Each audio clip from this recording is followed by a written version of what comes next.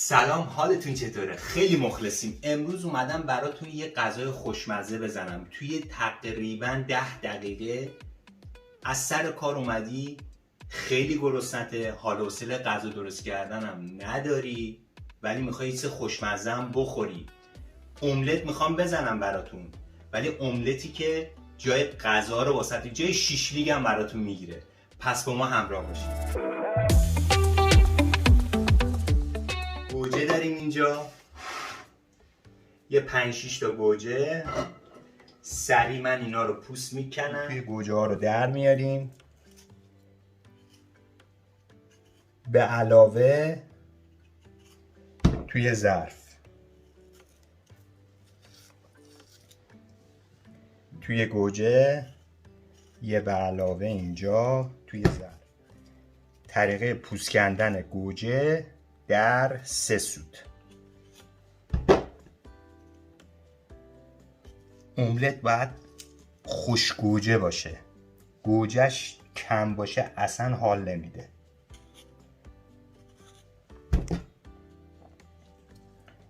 ولی این املت من بهتون قول میدم جای یه غذای خوب رو برای شما میگیره. گوجه هم رو پوست کندیم، آب جوش رو میزنیم، باز میکنیم روش.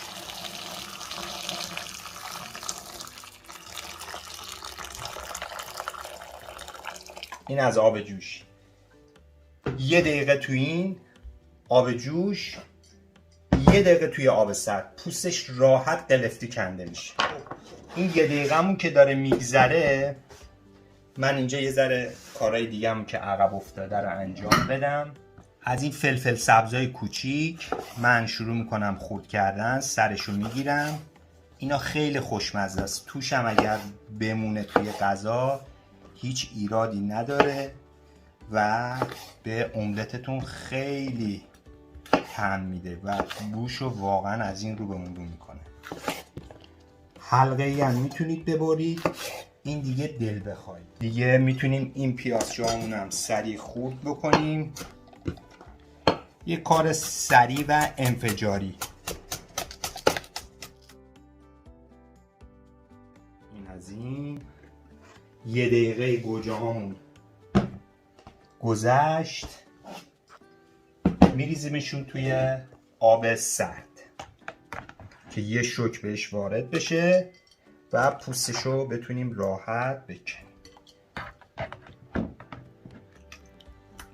این هم از گوجه هامون رو میبینید که آماده است. از این به علاوه شما راحت بگیرید. پوستش دیگه از این راحت تر دیگه وجود نداره تو بازار.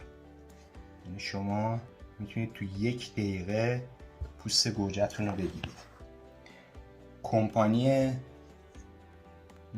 گوجه پوستکنی به این راحتی نمیتونه پوست گوجه رو بکنه که ما میکنیم و شما هم میتونید بکنید دیگه.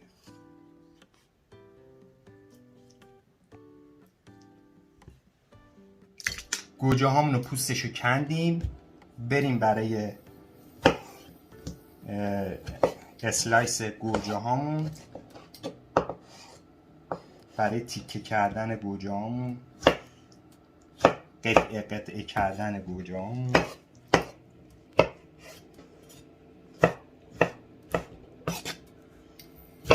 وسط نصف میکنیم. املتی بزنن. واقعا این املت خوردن داره. هر کی خورده عاشقش شده. یه دونه پیاز رو من رنده کردم، از قبل سرخ کردم. اینو اول به مایتابمون اضافه میکنیم. 2 تا حبه سیر دارم، زیر گازم هم زیاد میکنم.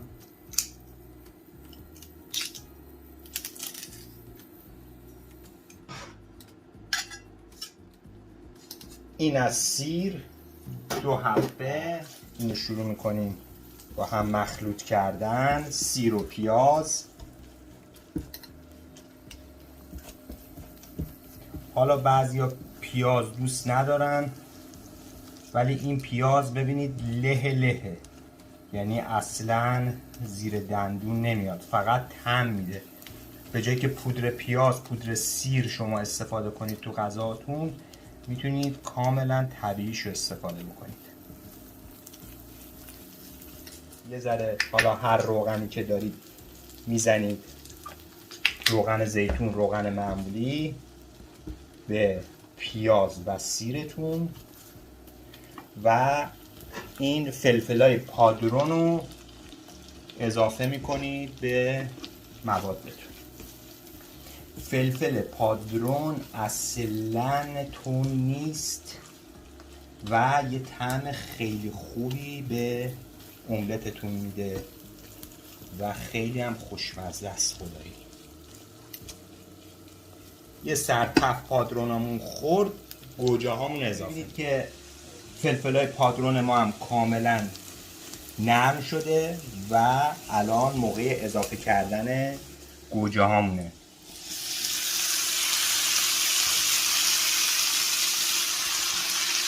املت گفتم باید خوشگوجه باشه،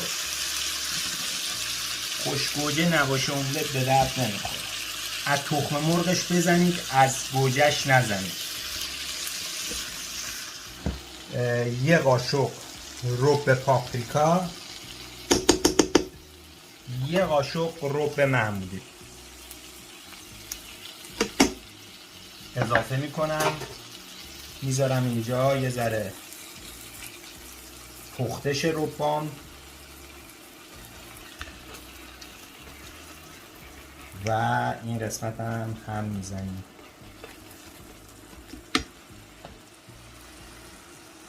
کره، اگر کره خورید، کره به مقدار لازم. من خودم کره خورم. میذاریم این رو، شروع میکنه به آب شدن. فلفل دونه درشت،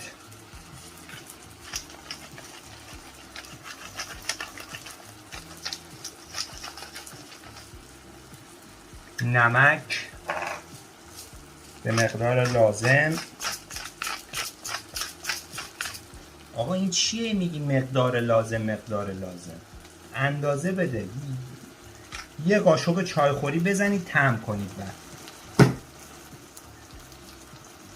و شروع میکنیم هم زدن.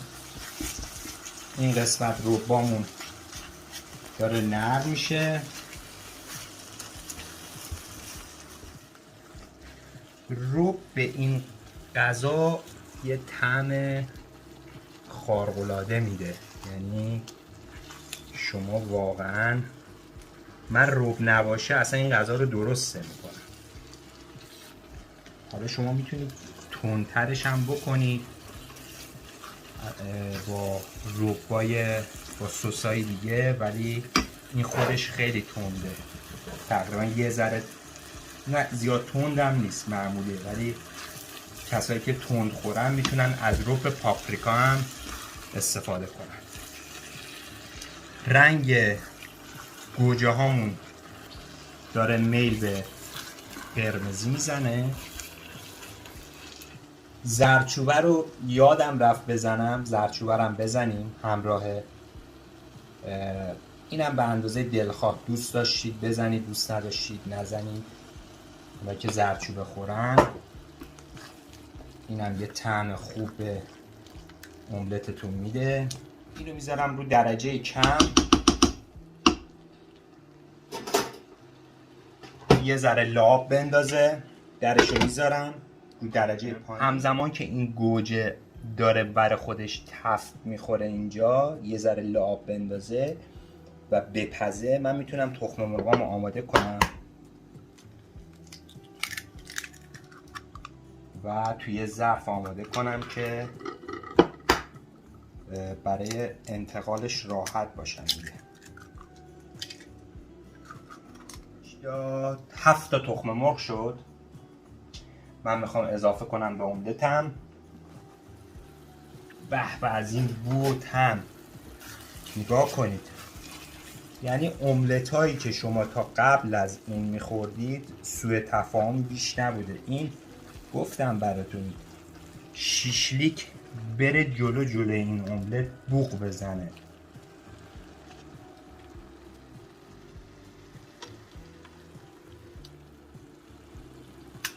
یه فن سامورایی بزنید.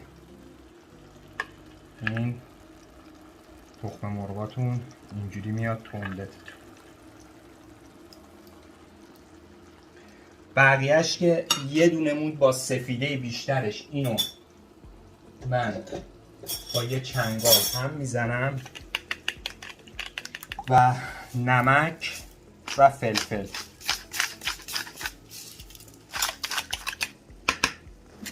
میریزم دور املتم.